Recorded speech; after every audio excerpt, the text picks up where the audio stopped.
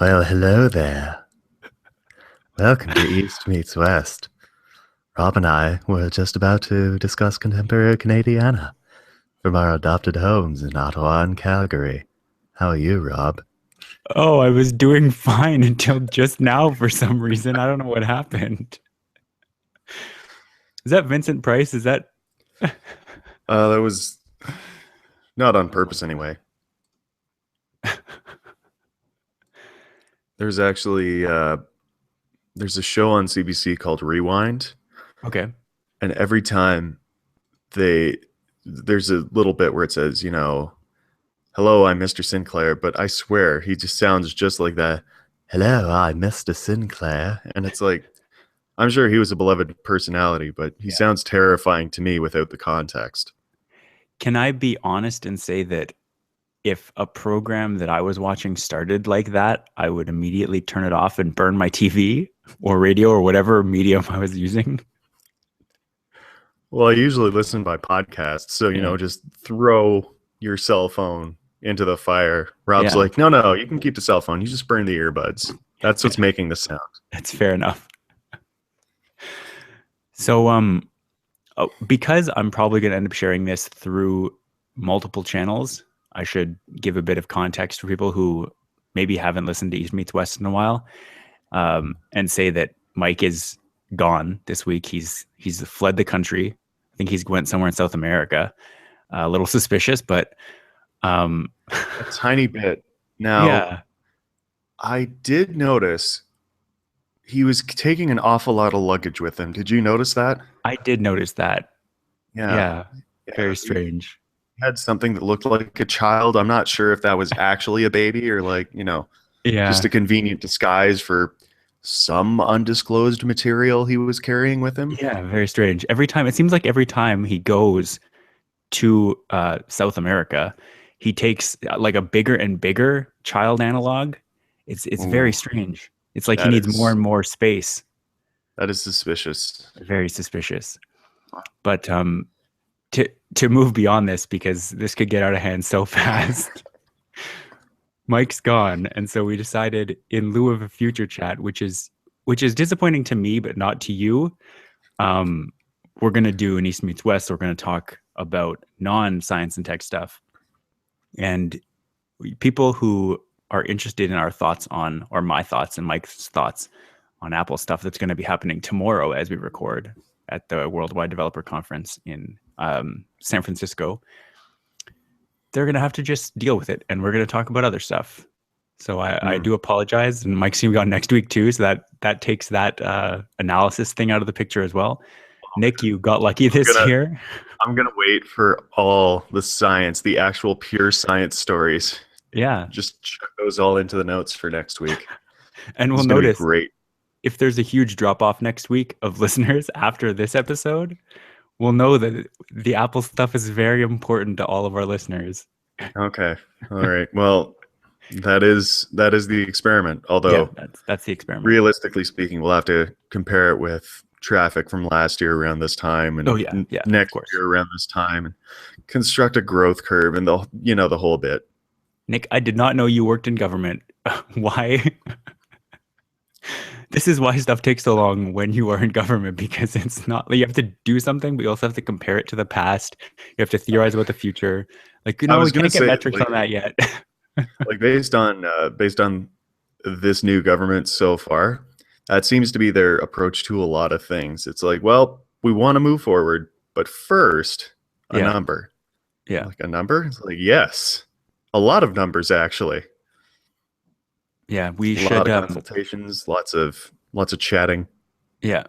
Well, they're doing a full review of science in Canada this year. Are they?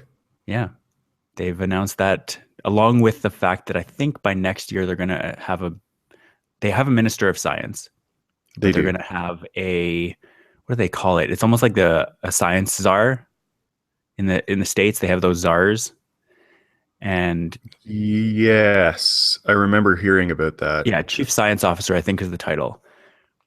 Um, so that is supposed to be coming within the next year. They didn't put a timeline in their platform, but Yeah, it's all very interesting. I think this, from what I've heard, the science review might be happening a little too quickly to be comprehensive, but they're basically just saying they're taking a preliminary look because the 10 years under Harper, the conservative government were kind of all over the place when it came to science. And so I think they're just kind of trying to get, Was it really all over the place? well, okay, it was all in one kind of peculiar I direction. was going to say all in one more or less horrible direction, Yeah. in my opinion. Yeah. So I think what they're going to do is take a kind of shallow look at things and just see, make sure that they're going in the right direction with all of the kind of funding that goes on. That'd be good. Yeah. Yeah. I'm definitely biased because Yes. the funding or lack thereof of the scientific branches of government is basically why I'm not working there now. Yeah. Well, and the reason I am working there now is because the Liberal government gave like NSERC and specifically pure research funding at NSERC a bunch of money in the budget. Yeah. Yeah. So we do have a few things that are not science related to talk about. I'm looking in here, and the one that popped out to me when I was looking through the notes for the stuff we had was the Swiss basic income referendum that went through last week, or not went through, but passed, and not passed, Or not but passed, but the referendum happened. happened. Yes, good Yes. word. For some reason, all those words also mean went through positively, but Yeah. that's not what happened. Um, The referendum was met with flying colors, and by that I mean no. The Swiss have voted not to accept an unconditional basic income. right. And this was actually going to be a very strong implementation of basic income. I think it was going to be something like 2,500, the equivalent of $2,500 in US per month per adult, and then children. I think it was a slightly lower, like about a third of that. It was pretty substantial, and so I'm not really surprised. I don't know about you, but I read a lot of articles saying it was destroyed, like it was a resounding no from Switzerland. Oh man, I have been so frustrated with Facebook Yeah. lately. Yeah, you mentioned that. It was It's like they've just got the Facebook Hive has like a one-track mind, and it's becoming a very predictable. Like you guys were talking about it last week, where first there's the story, then there's the reaction, then there's the reaction to the reaction, and then there's like a bunch of vague stories that have like some allegory to it about the topic at hand, and it's just yeah, it's like I read the news like a week ago.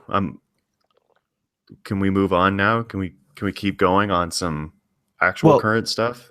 What I want to say, I just wanted to say before, I want to say one thing on this basic income thing. First of all, having a referendum at all is great.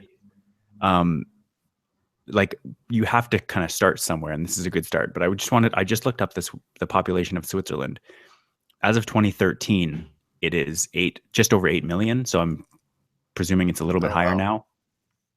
And that means that about a little over 25% of people voted for basic income, which means that 2 million people approximately voted for basic income in Switzerland. That's not an insignificant number. No, it is statistically significant. Yeah. And that's all I wanted to say on that. Yeah, the reaction was like the first phase of reaction being yeah, well, they also voted down women having the vote referendum, but then 10 years later it finally happened. And then there was another piece like Switzerland because that level of basic income was too low. It's like nope. Shut up. Yeah, those aren't great arguments. No, not so much. No. But I mean, it's such as life with referenda changed. There's often a lot of what do I want to say it's the opposite of support. Resistance Yeah. in the first phase. So maybe 10 years down the line, we will get there. Well, and it doesn't necessarily have to happen in Switzerland. It could happen And anywhere. it could. This much is true. Yeah. Venture capital firms in the States are starting to look at it and offer just use some of their venture capital money to fund trials in the States. Actually, in Oakland, they're looking at a few communities trying out a basic income pilot. Yeah. There's Nick, also looking to do. your audio is glitching. Is my audio glitching? I'm just curious. Yeah, I noticed that. I was hoping we could just, carry on. So was I, but All right. So I've adjusted my quality to very low. okay. How are we doing now? Seems better. Also, you don't look that much worse. Wait, hold on. Okay, I'm just going off the rails here. Let me do some investigation. Okay. Uh, I really need to make a technical difficulties card. That would be fun. you really should just play like Little Spanish Flea while this all goes down. Yeah. I don't know why I have an error message from Google Hangouts just, piecing out beside me or That's beside your interesting. window. Yeah, not sure where that came from, but and adjusting back. Uh-huh. What are you adjusting? All right. I'm back on Auto HD. You seem smooth. Okay. Well, your video seems smooth. Seems smooth. That's good. You're a little fuzzy. Ouch. That hurts, Nick. No, you got some stubble. Oh, yes. It's been a couple weeks. Oh, right. Yes. Oh, yes, that. So, yep, they rejected minimum income for now. Yeah. I also met a Swiss person this week. Oh. He came into the Bay. He was from Switzerland, and he went straight for the Strelson section because Canadian dollar is so low, and we had the stuff on clearance that it was so unbelievably cheap for him. That's unfortunate. Well, wouldn't everything here be cheap then? Why would he need... Oh, the Strelson's the good stuff, Rob. Okay. It also sounded like vaguely European, and so I thought there might have been a connection there, but... Oh, sorry, yes. Strelson is Swiss designed. Okay. It's a Swiss brand. Right. Yeah. It would be like coming to Canada from the States and getting... that's a bad example. Damn it. Louis Vuitton is not American. It would be like a Canadian going to the States and getting Lululemon. Yes. Because it's so cheap. No, that still doesn't work. This analogy is horribly broken. I'm backpedaling from this analogy. It doesn't work. Okay. We've abandoned the analogy. We're stepping away. Yep. The basic income thing in general, I mean, we've talked about it a lot. We've talked specifically about doing an entire episode devoted to talking about it. It's going to happen. I can't see any other way around it. Whether it happens in small part, like whether it starts with $500 a month per person, whether it starts with $1,000, like it's going to happen. The basic income will happen, or our episode about basic income will happen? Both. Oh, good. The order they happen in, I hope, is that our episode happens before that gets implemented. But I think it's going to happen in our lifetime for sure. Unless there's a horrible, like if we end up going into like a solar storm or something where the power grid in North America and Europe get knocked out, that might set us back a couple decades. But barring that happening and causing worldwide chaos, I really think this is coming. Like there's just going to be so much automation, and there's going to be such a reduction of labor, even just in transportation, that it's impossible not to have it happen. Yeah, that sounds about right. Yeah. Also, if Watson, like the Jeopardy winning computer, ever gets general use as kind of customer or that kind of platform gets customer service facing prowess, then all customer service will be outsourced to machines, and we won't have to deal with anything. Like, human customer service will become such a rarity that the millions of people that currently do that for the billions of people that are currently on Earth will just cease to be able to work. And it will just be because it's cheaper to use robots. Yeah, totally. Yeah. It's funny too, because I saw a story this week about how few people actually believe that their job could be automated. Yeah. And I was actually thinking about my own job currently. And it's like, yeah, I'm pretty sure you could have a pretty good heuristic to recommend different suit brands to people. Yeah. And I was like, but what about the measurements? And I thought you could just have like a 3D scanner there. Yeah. Yeah. And at that point, it would even be more accurate, I'm sure. Yeah, pretty much. Yeah. Yeah. It's surprising how unreliable a measuring tape is, incidentally. I'm sure there are people screaming out there about Yeah. how wrong I am, but No, I don't think you're wrong. it's also our measuring tapes have like a metal band on the first part of it. And so Okay. you just can't measure a neck because it's not big enough for that little metal bit to not take up a whole bunch of room. Really? Yeah. Yeah. Hmm. Like I was running into problems with it for a while because every time I used that metal band, uh, the measurement would always just be way too big. So I basically started going from the other side, the 60-inch side, and then just subtracting. Right. You could figure out how long that metal part is, though, right? And then add Yeah, that. but there's a variable amount of lift Okay. to the neck depending on where you started with. Right. That sounds It's like terrible. it's a good uh, it's a good like I want to say 5 centimeters maybe. Right. Okay. It's quite substantial So when you're talking about a neck. it's rigid then, this metal part. Yes. It sounds like a horrible kind of feature of a measuring tape. Yeah, I believe it was also manufactured in West Germany last I checked. Mm-hmm. Like the country listed for Right. Yes. manufacture is West Germany. And so maybe we've just moved on since then. Yeah. Just not our supply or our supplies. Right. I mean, the fact that probably predates this store existing. It's possible it's been around for a while, but I that's was a going to long say time. I don't think the store or that particular store anyway was predated by West Germany. It's been a while. Well, I mean, that particular store, maybe, but not the Hudson's Bay Company because Right. No, the Hudson's Bay Company has obviously been around, and that tape measure Yeah. has clearly been around since those early fur trading days. I might be confusing history a little bit. Yeah, the 1950s. We had just come off World War II, and there was a post-war boom due to all the fuzzy little critters that had built up during the war years when our hunters and trappers had to go overseas.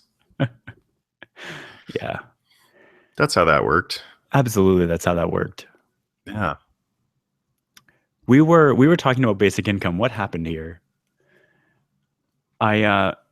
It wasn't Yeah. a poop segue because that usually happens on Future Chat. Yeah, there was no poop segue. What happened?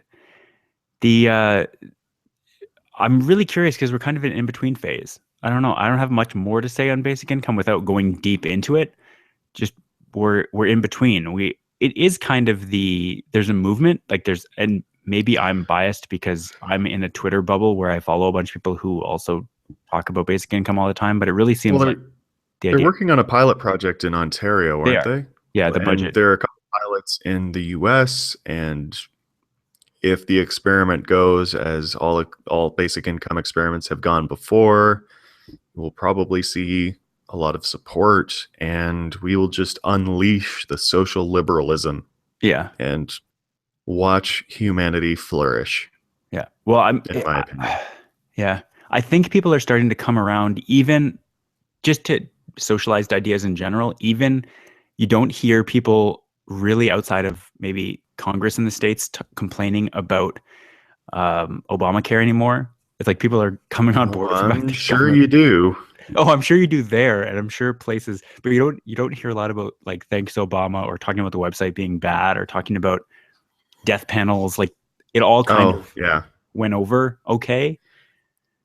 Well, I mean, if you're fear mongering based on completely unfounded concerns, and then those concerns don't come to pass, you do end up looking a little bit silly. Yes, yes. Luckily for Fox News, they have moved on to something else. I don't know what it is at the moment because The Daily Show isn't on anymore. Well, So, it has a different host. Doesn't have the same oh, right. Yeah. level of appeal. Sorry, I just haven't been watching. I'm sorry, Trevor Noah. No, it's true. For instance, I'm guilty of the same thing in that for a while I watched The Nightly Show, which was the replacement to The Colbert Report, but now I mostly watch Stephen Colbert on The Late Show because that's where he ended up.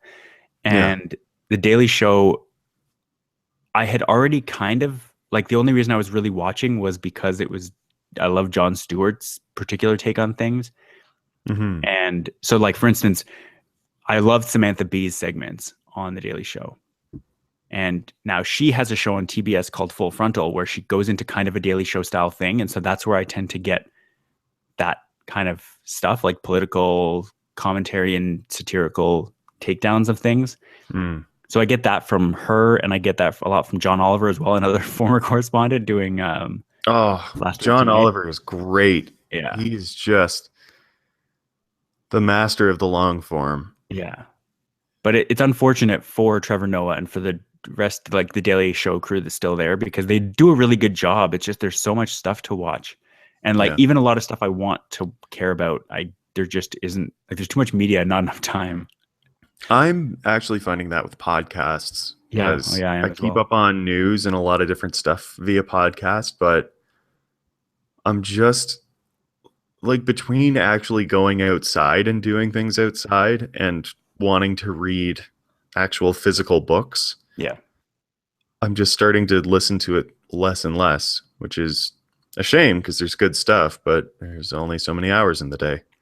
yeah. I'm an adult who has to go to stupid work all the stupid time. Well, like I have a job where sometimes I can listen to things, but sometimes it'd be it's very distracting. And even then, I'm still finding like I'm getting a backlog of certain shows that I'm just like, all right, you're not at the top of the list. I want to keep you around. I also really feel like the more podcasts I can subscribe to that are good, at least the episodes keep coming in. Like if I could have TV come into some kind of DVR thing or a hard drive, whatever, and just be able to stockpile them for when I do have a lot of time, like to be able to get caught up. But there's no Mm, thing like that that is legal that I'm aware of for TV. Like I'm sure my DVR could do that, but I don't ever watch TV on a TV really, like yeah. myself. Yeah. And so I end up missing a lot of stuff like that. Like Amy Schumer just started the new season. Well, just started like 2 months ago. The new season of Inside Amy Schumer, which I love. And on Thursdays, like it airs on Thursdays, and I know that details in my head. But that means at some point after Thursday, I have to go, and it's actually free online. Like you can just go to the comedynetwork.ca and watch it here in Comedy Central in the States. Mm, But I have to remember that. Like if that show came into my podcast feed, I would have already watched it, but I have to like make that effort to go out and get it. yeah. Yeah. I also love the idea of supporting media. Like I know that podcasts work on the number of downloads you get. And so if I go and download people's shows, even if I don't necessarily listen, I get to know that they know that people are still interested in the show, even if I don't necessarily have time to listen to every episode. I can Yeah. still support them by having that download happen. Hmm. Yeah. So I think that covers That basic covers income basic for income now. and a bunch of other stuff. Yeah, totally. So what do you want to get into next, Rob? I think we should go to, unless you have any protestations. I like the electoral reform thing. Maybe just briefly. Yeah, okay. That's an interesting one.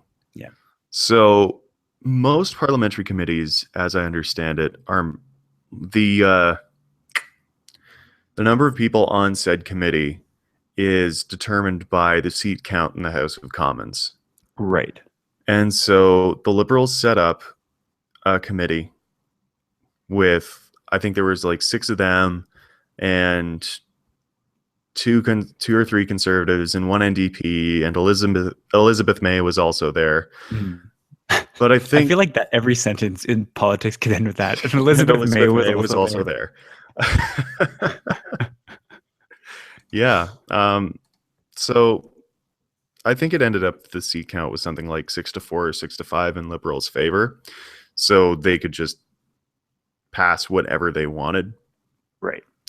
But the NDP provided a motion saying that, hey, if you're so gung ho about modernizing things and making every vote count, maybe it should be like maybe there should be proportional representation on the committee.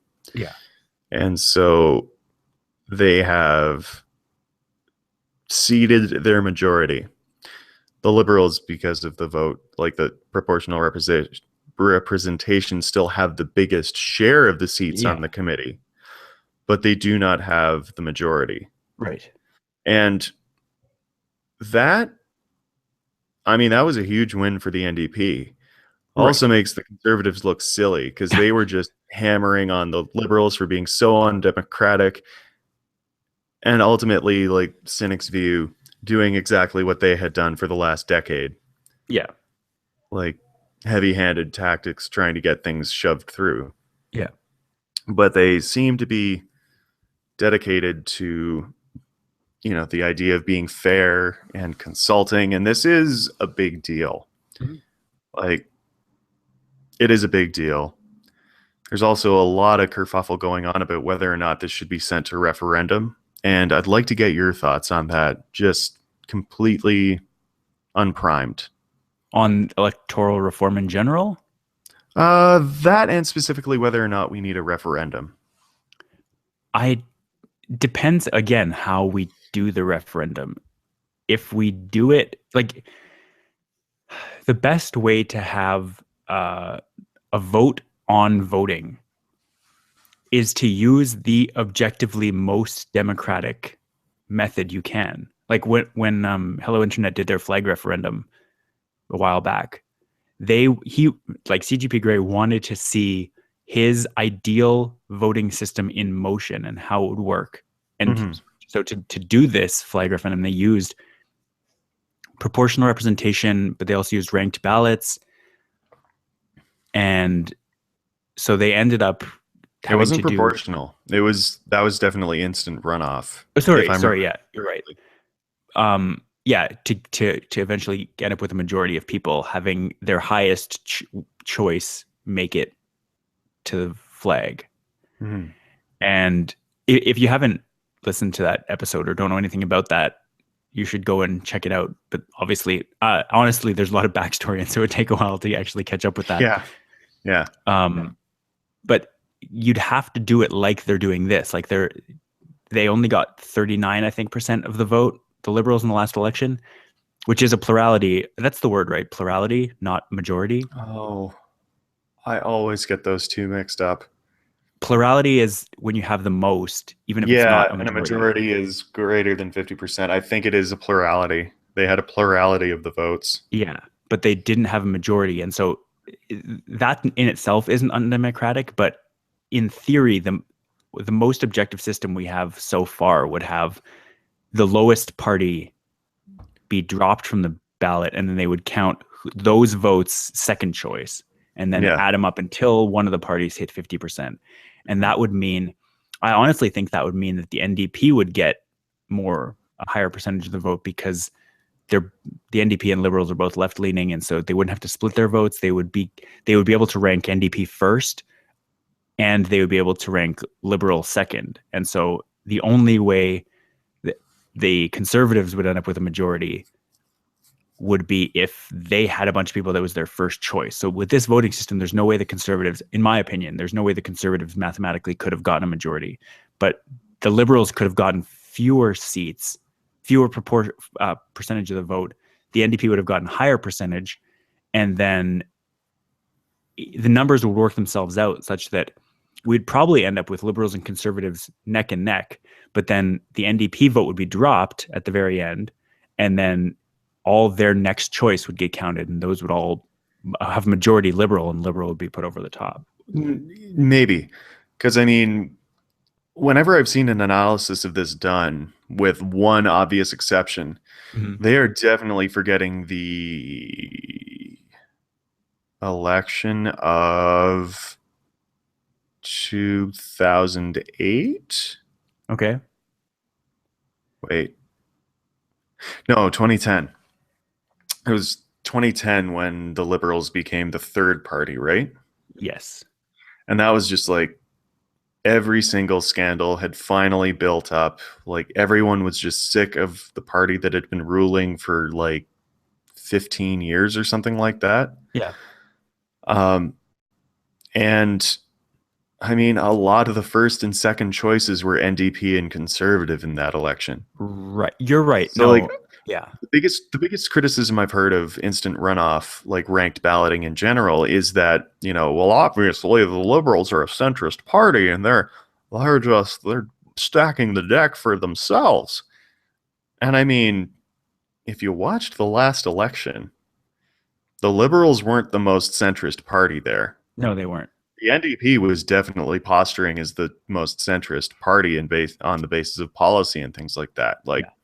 I mean, they had a lot of very progressive policies and very populist things, but ultimately they committed to balanced budgets, and I think that was their downfall. Yeah. Not that balanced budgets are necessarily a left or right wing thing. They tend to go with fiscal conservatism, but details. Yeah. I digress, as I always do. But yeah, they're forgetting about that time when the Liberals were a laughingstock and reduced to the third party. Yeah. And like, if you were a fiscal conservative last election, I'm sure number one would have been the Conservative Party and number two would have been the NDP. Right. So I still think it's great. I still love instant runoff. My mind has not changed thus far. Although I have faith, at least I hope, that if I were provided enough evidence to the contrary, I would change my mind. I also had an idea about single transferable vote that I wanted to bring up with you. Sure. So single transferable vote,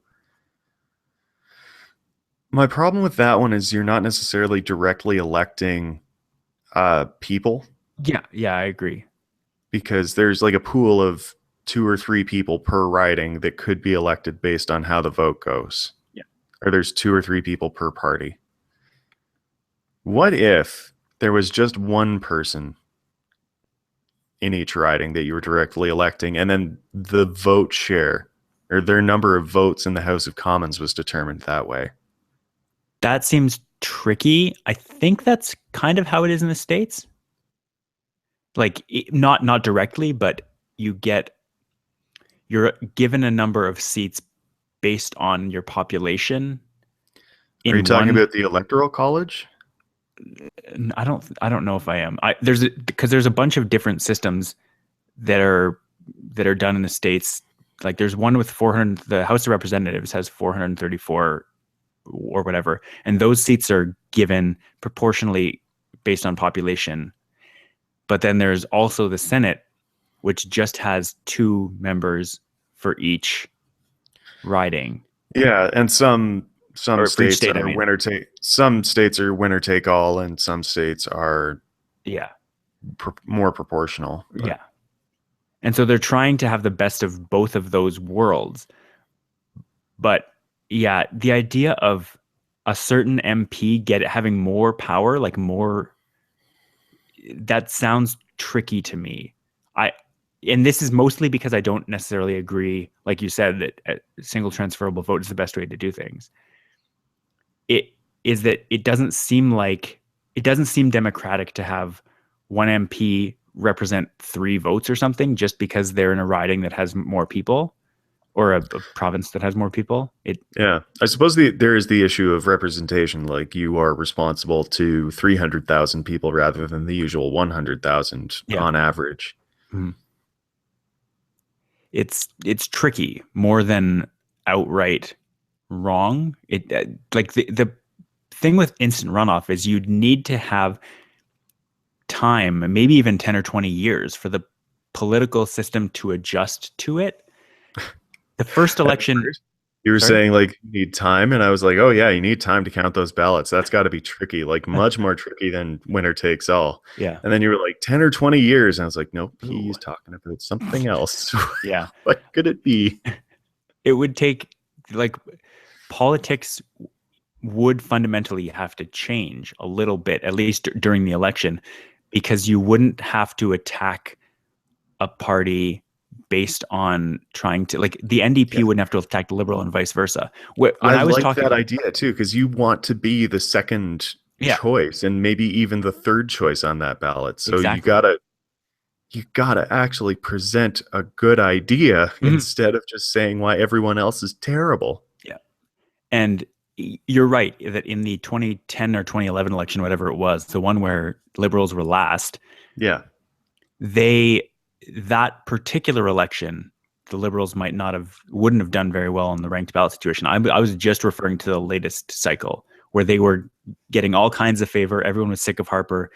The NDP and Tom Mulcair specifically went through kind of a number of blunders, and I don't want to call them scandals because I don't really think there was much that scandalous that happened. They didn't really have any scandals. It just kind of misread things. Yeah, yeah. And I think that in that situation, a lot of people were just like, okay, well, the NDP are being weird this time. The Liberals seem very strong, but mostly Harper needs to be out. So what I think would have happened is a lot of people would have put Liberal, like in the situation I described, a lot of people would have still voted Liberal first, but there's a number of people that would have, like, that are diehard NDP that wouldn't have had to say, okay, I want Harper out, so I'm going to vote Liberal. They could have said, NDP, I'm giving my vote to NDP, but also if it comes down to this and the NDP don't win, I still want my vote to not go to the Conservatives. So you could Yeah. either rank them last or not rank them at all, whatever the system ends up being. And I really hope that if we do go with instant runoff, that not ranking at all is an option. Yeah, yeah, Because good gracious. yeah. I Some just people wouldn't want to yeah. put Conservative on the ballot at all if given the Yeah. option. They wouldn't want to rank them anything. And apparently in Australia, where single transferable vote has taken over, it's at least speculated. I think Brady Heron has talked about this on Hello Internet, where some of the bigger political parties will start running little fringe candidates so that you have like a bunch of different parties in the ridings. Yeah, And then people just get bored and don't want to fill the whole thing out. So they end up spoiling their ballot. right. Yeah. Huh. That So their vote wouldn't count at all just because they didn't fill out all the way to the end. Yeah. Huh. Yeah, that's a weird one. Or they also want to, like, I don't know, just confound something. Yeah. Watching the American election play out, I was noticing a lot of people complaining about the primary process. The primary process in the States, don't get me wrong, is absolutely crazy, but something that I had seen this time that I had never really heard of being a thing before. So in the States, they elect delegates that then go to their national convention for either Democrats or Republicans. And then the delegates vote based on who they're representing for president, which is Yeah. like that is the most removed undemocratic nomination process. The vote for president may or may not be democratic, but the primary process is not at all. Is it though? Because I mean, have you paid much attention to the leadership races in Canada and how they work? No. Okay, because my understanding is that the way it used to be, which I'm not sure exactly how it works, but the way it used to be was that you had delegates Okay. in for each of the political parties had delegates, and I Mhm. think each EDA or each at the time it was Writing Association, I think. Oh man, if anybody listens to this episode, we are going to get so many messages on how I'm screwing this up. But each riding association would send X number of delegates to a leadership convention. Then each of those delegates would have votes. Right. But they've since moved to one member, one vote. Okay. So during, I think it was the convention where Stéphane Dion took it, because I watched that one because I was super interested in what was going to happen. And I'd also never watched a leadership race before. Yeah. And so it was like every candidate had the backing of a bunch of different party members. And so they all showed up. And the first round of voting was everyone voting for who they wanted to vote for. Yeah. And then the dead air is the best thing for a podcast. And then as the last ranked person got dropped from the ballot, or like under a certain threshold was dropped, the person would go up and give a big speech and then say, "Hey everybody, I want you to go out and vote your conscience now." Woo! Right. And so then you would get more popular candidates getting more backers, yada yada yada. And everything was going well until I think it was Volpe or something like that who said, "You know what? I want you to vote for Dion." And then his delegates or members or whatever were like, "Yeah, let's do that."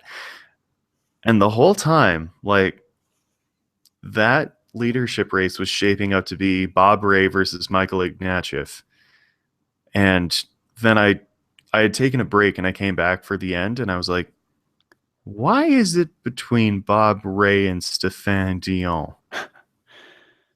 And then Dion took it. And then I think he was the one that took the Liberals to third place. No, I don't know. My recent memory is apparently fried because I was paying too much attention in university and at the bar. Yeah. The difference, I think, between the Canadian system of choosing a leader, quote unquote, and the American system is that the American system chooses a presidential nominee. And after that process has taken place, after that quote unquote leadership process has taken place, then the people each vote whether they want that president and vice president, that ticket to lead. Mm-hmm. So in the general election, each person's vote, theoretically, we can get into politics and all that later, but theoretically, each person's vote counts one vote for that person, that leader that has been chosen by this undemocratic process.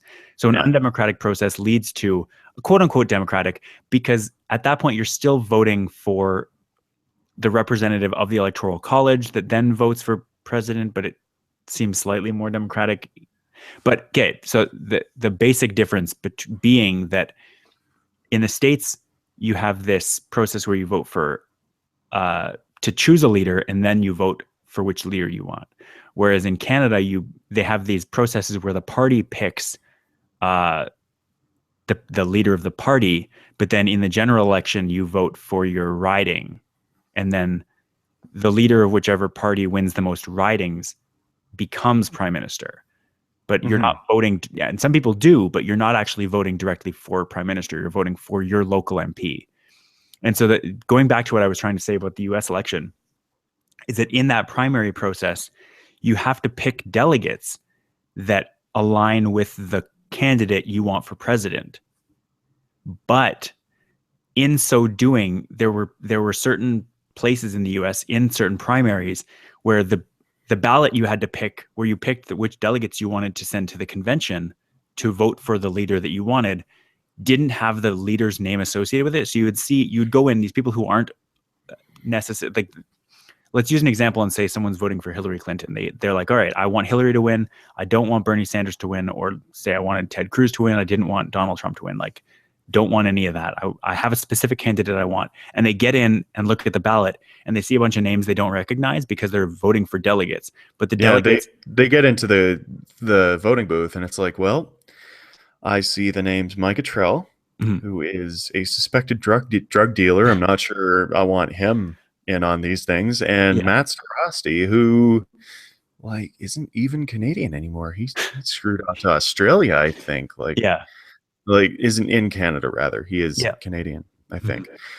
But yeah, so you're faced with like this narco Albertan and this adopted Australian, and like who do you choose? Like you don't know who they're voting Right. for. It's just those two names. Yeah, you don't have the other names, but and that in itself is the best case scenario. The where you have some history, but in the worst case scenario, which is the majority, I think, of cases, you'd go in and you'd be like, Nick Maddox, I have no idea who this person is. I'm in a voting booth. I have no idea. It just says his name. It might say what state he like this is elections happening in, which in theory you'd already know. But then you're just left with this is a choice, but it's a choice between things you have no idea about. It would be like a lactose intolerant person who's never tried ice cream picking what their favorite flavor is. It just doesn't it's a nonsensical process. And I think a lot of people Yeah, are feeling disenfranchised with the primary process. particularly Bernie Sanders supporters. Yeah. In that you don't even know what you're picking. Hmm. And the system itself, it has so many years and decades and up to centuries of leftover stuff that was decided at a certain time and it just doesn't apply anymore. Like before in the primary process in the States, it made a little bit more sense to have primaries happen at different times throughout spring and summer, like Hmm. from February through to June. But now with Twitter and with social media and with Vox and 538 and all these So covering every single primary every the single second, internet, yeah, all the of that, ability to spread that information. you by the time even after the first Super Tuesday back in February or March, people were like, "Oh yeah, so this guy has a bunch of momentum, so I'm going to vote for him." Or this guy has a bunch of TV, or he shows up on Saturday Night Live. I'm going to vote for that guy. And by the time the primary gets to California, everyone has already made up their mind. And in the case of the Republican Party, every other candidate has already dropped out of the race. Yeah. And so all the millions of people in the most populous state in the US get absolutely no say on who the leader of the Republican Party is because the vote has already taken place months ago. Like the process has been happening for months, and Yeah. it just the most broken system that I can possibly imagine. But you have to keep like overhauling democracy in quotes is even harder to do, some might say, than continuing with the status quo, because then you have people fighting over what the new best process should be. And the people who have been in charge will complain. And the people who have been in charge have the power. They will complain if they think they're going to lose power based on a new system. They're not being objective. They're being absolutely biased in trying to decide what the new electoral system is because they might not benefit from it. Yeah. Yeah. The whole system, like, How did we get to this one? well, we're talking about electoral reform. Oh, right. Yes. We're still on topic, technically. Wrong country, but yes. Yeah. Well, in fairness, I didn't tell you this, but I wanted to talk about the U.S. system as well when you Okay. put this in the notes. Well, I'm glad you got there. Yeah. So, Yes. yeah. I don't know. I think this looks very good for the liberals, this move, but they just like all that power they had gone. Well, They really want to go for the instant runoff, it sounds like. yeah. And I'm sure the NDP want proportional. I'm not even sure what the conservatives want. Fewer It, parties. yeah, basically. Yeah. And then I don't know. I could see more like fringe parties getting more vote or getting more seats because you don't have to vote strategically. Yep. You can just say like you can just actually vote for who you want to vote for. Yep. And not worry about them being a small party. Yeah. Yeah. The Greens would definitely get more seats in an instant runoff. And I'm I'm sure they would. Yeah. again, that's the thing where you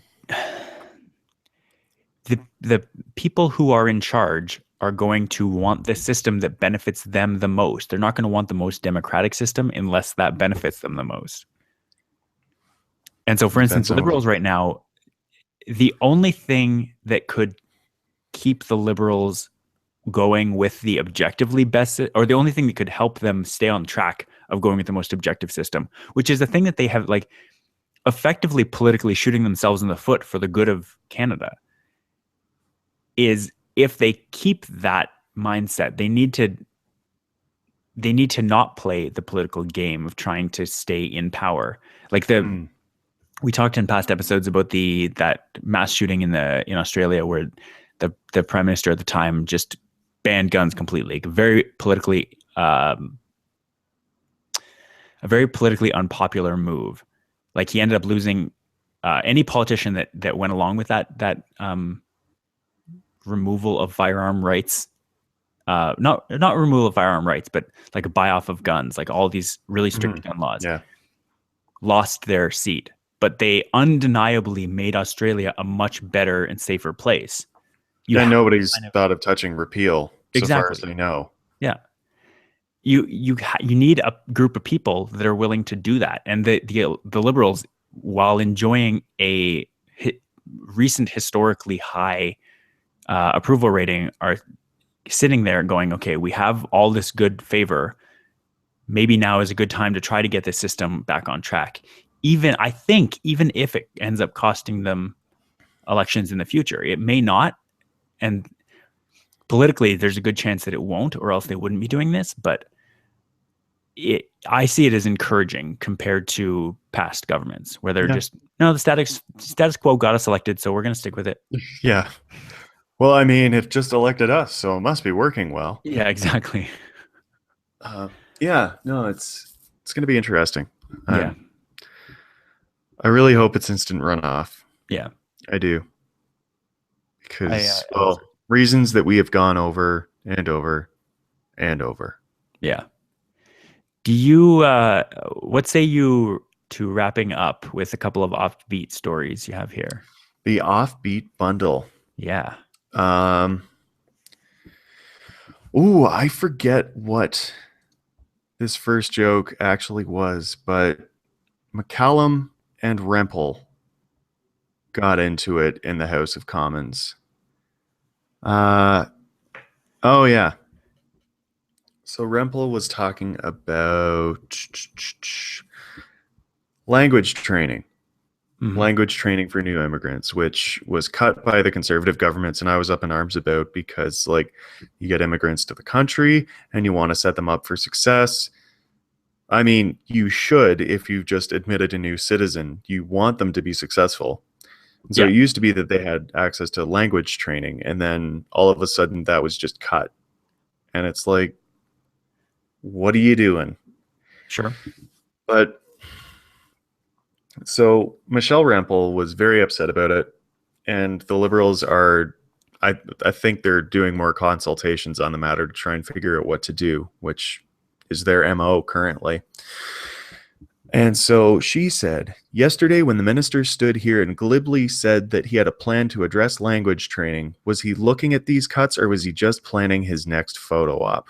Hmm. And she addressed this to John McCallum. Yeah. And Michelle Rempel, like objectively speaking, very, very pretty woman. McCallum is pretty much the antithesis. Like he's well dressed because he's in the House of Commons, but his hair is frequently askew. Right. And this day was like all others. And he said, Mr. Speaker, if the government wanted to send someone somewhere for a photo op, I suspect there are people along this aisle they'd probably send before they sent me. Because that's objectively hilarious. It doesn't really address the point. Um, No, it doesn't, but it was an excellent opportunity for a joke, and he took yes. it. Yeah. Um, but I mean, political gamesmanship, House of Commons, that's how it works. Like, I don't know. I don't know how many commons debates you've paid attention to, but it's pretty much they just go in there and argue for a while, Yep. mostly. Yeah. Anyway, then the speaker was laughing. And then Michelle Rempel yelled at the speaker and McCallum saying it wasn't funny. Mhm. And then basically, when you're screaming angrily that something's not funny, it's pretty clear that it's definitely funny. It's funny to people who want to not necessarily debate the issue. And I've been there. For instance, our new puppy, Teddy, while we were in the car on Friday, just peed unprompted on my lap. It sounds And like a puppy, yeah. that's objectively funny, but I wasn't laughing. And that made Julia laugh even more. But it's undeniably overall not a funny thing, but it's a funny story to have happened. I disagree. That's objectively hilarious. But not, and in this case, she's talking about. It didn't address the issue at hand, Right. which is that Eddie is clearly not trained. Yeah. And so that's what I was trying to say. I was like, if you laugh and let him think it's okay, he's going to keep doing it. And I'm sure that's the feeling she has. She is addressing this like a serious issue. He took a chance to make a joke, not about the situation, but about something totally different. And I totally get where she's coming from as someone who was not laughing at all during the pee situation. Are you actually trying to support East Meets West? Or are you just throwing me a bone before we destroy East Meets West? What? No, I love this show. Oh, really? Because I presented another option, and you haven't addressed it at all. What's the other option? You're just throwing me a bone before you destroy this. Where did that come from? I don't know. I just threw it in there because it makes you sound bad. I'm not sure. Are you denying that you're just throwing me a bone with this episode before you disband Unwind Media entirely? And go full time on Auto What? No. Certainly not. So you're not denying it. You're admitting that you're going to go full time Auto What? This is a bombshell. Yeah. And that's how debates work. Yes. That I certainly get the helpless feeling. Yeah. When it comes to debating.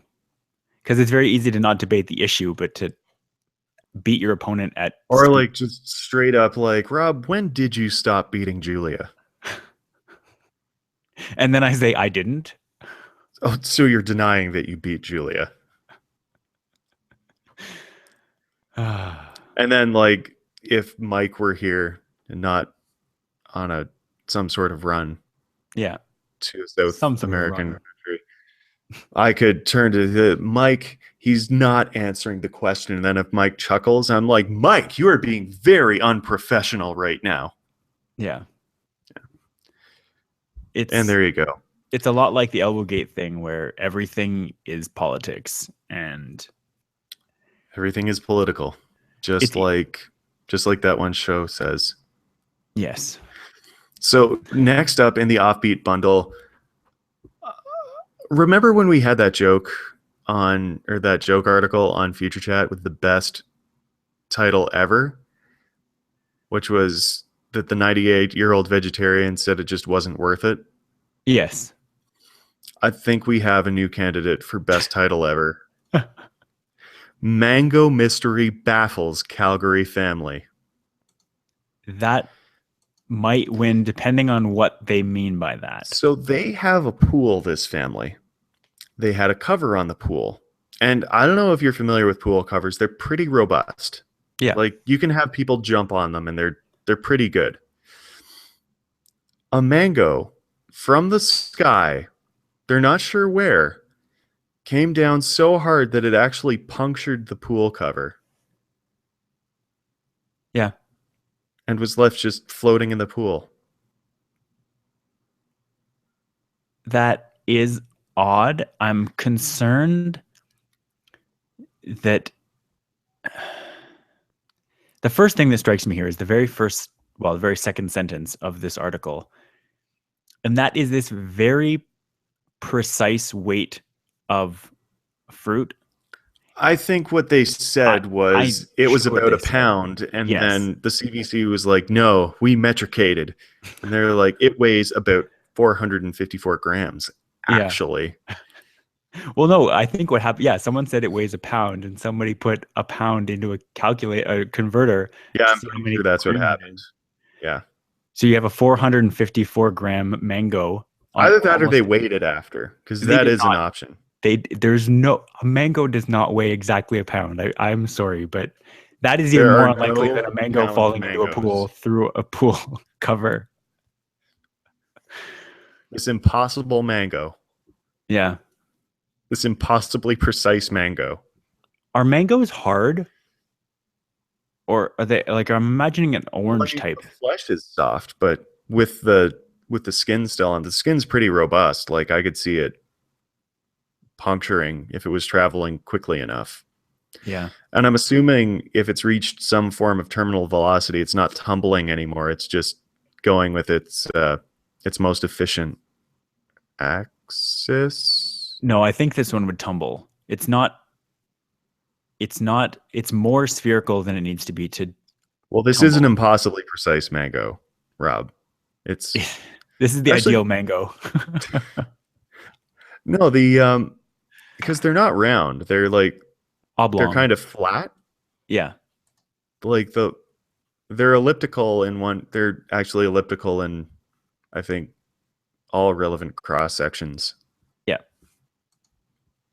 There's a few things I want to talk about in this, but none of them like this, for me right away reading this wins best story that we've ever covered. I would have preferred to see Mystery Mango baffles Calgary family, but Mm-hmm. yeah, They both work. So this person, they're quoted as saying, "I thought it was a prank, which is fine. First thought it was someone throwing it in our yard, which is fine.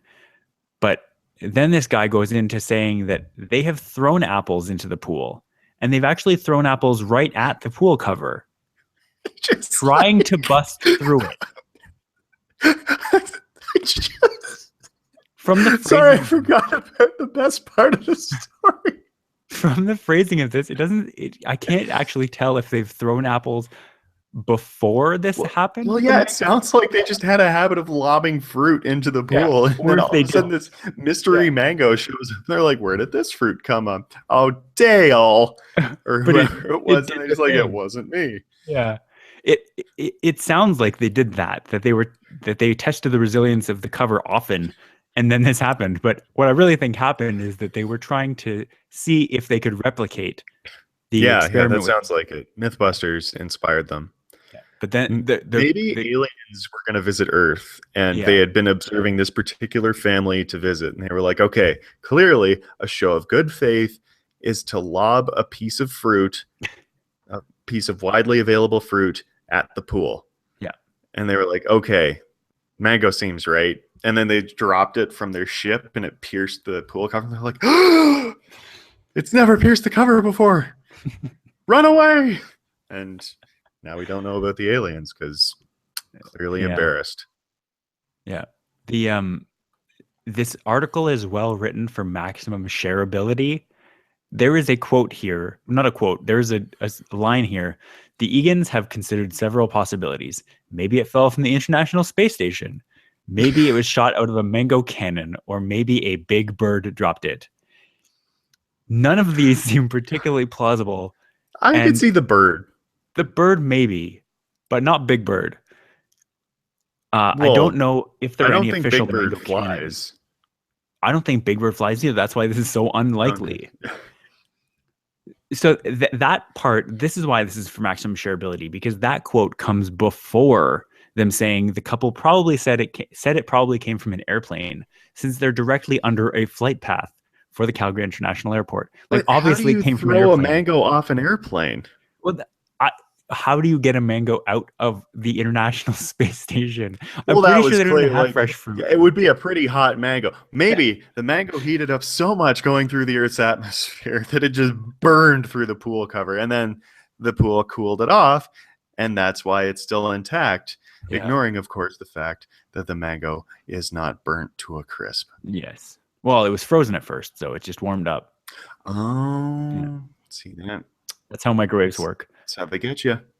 Yeah, this. How microwaves work. It actually lobs stuff through the stratosphere for as long as the timer is Yeah. set. I, I'm not sure exactly how airplane lavatories work, but Now, I I'm feel no like airplane lavatory expert, but if you're on a domestic flight where you're allowed to bring tropical fruit, you're obviously not allowed to bring it back from tropical places. But all you have to do is get a mango onto a plane and then dump it down the toilet, and it'll but go. why? Why not? Do they Because we not can. like do planes just like dump the contents of Yeah. the toilet, or do they? That I've heard doesn't they sound dump them. right. Over a city? Not over a city, but what if the mango gets lodged somewhere and then they dump and it sticks around and then Well, I'm forgetting the forward velocity component because it could have dumped it just before Calgary, but then the mango's path just continued. yeah, this mango is very aerodynamic, and so It is it the sailed ideal along. mango. The Yes, ideal mango is very aerodynamic. You have to ignore like wind friction with the you'd ideal have to, mango. obviously. Don't be ridiculous. I wonder if there was a sonic boom when the mango entered. Oh, and there are the sirens. Clearly, there has been another mango incident. Clearly. Well, Nick, I think this draws this week's episode to a close. Oh, 1 second. Yeah, sure. I know we had the offbeat bundle, but poor Fort McMurray. Yes. Um, Petro Canada and Suncor gas stations, which rely heavily on Fort McMurray, have been running out of gas in Alberta because the supply comes from Fort Mac, apparently, or Right. something. Or I guess Edmonton because of the refineries, but Yeah. details. So that sucks. And that's another impact of the fires. And then Fort McMurray had a few centimeters of rain and it flooded. Fort McMurray flooded. Fort McMurray flooded. Huh. Now, was It this sounds after? like it sounds like the product of a Faustian deal with Fort McMurray. It does, yeah. Was it after? Like people have been allowed to start to return to their homes, right? This was a couple days ago. Yeah. But the Or fires has yesterday, maybe. passed. Yeah, the fires are out of Fort McMurray. Yeah. They're long past and much bigger as I understand it. Yeah. So that's just the worst of everything. Mm-hmm. Also a little late. Yeah. Yeah. And in this case, better late than never does not apply. No. So That's terrible. poor Fort McMurray cannot catch a break. No. And so presumably because the fuel thing was something we wanted to touch on a little. Presumably things will be back to normal for there are people who obviously had their homes completely destroyed and there are fundraisers going on and all kinds of things. Presumably the region will bounce back, right? I mean, if oil gets back up to where it was, like $90 a barrel, yeah, like there's going to be a lot of money flowing through Fort Mac, and I'm sure it'll go okay for them. Yeah. But it's going to be rough for the time being. Yeah. It's yeah, I didn't even hear about this flash flood. Yeah, it was a couple days ago, or yesterday, or a couple days ago. Right. Huh. It's just like that poor town. Yeah. That's crazy. Yeah. And this is like we've talked in the past about how weather and climate are different, but one of the things that climate change in general is going to do is increase the frequency of Severe natural weather events. Yeah. Like severe natural weather events. And so in theory, I don't know how big this flood was, but we talked in the past about the 100-year flood that hit Calgary and that area. Mm-hmm. It sounds like this like flash flood is fairly serious. And I really hope that this isn't another sign of things to come, because it sounds like Alberta is getting particularly hard hit by this kind of weather event? Like I'm hearing there's tornado warnings and all that as well going through Uh, with. we had tornado warnings It's not a unprecedented. week or two ago. Yeah. There's also north of here, which I found odd because it's usually Calgary or south of Calgary. Right. It's windy. Yeah. But in theory, this could be the kind of thing that gets more and more frequent. Yep. Yeah. So let's hope that doesn't happen. Yes. And now, on that happy note, we can finish off. Okay. Well, in that case, I'm not sure exactly what's happening next week, but in theory, we'll have a future chat. Hopefully, we'll have some science and tech to talk about. It is not an Apple related, so that you can be a proper foil. Yes. Yes. We'll talk about all the science. Yes. Absolutely. And so yeah, head to unwindmedia.com/EMW for more episodes of this show and information about how to subscribe. If you're not subscribed, if you enjoy the show, let us know on Twitter. That's at _EMWFM. And Nick, I'll talk to you next week. We'll talk to you then, Rob.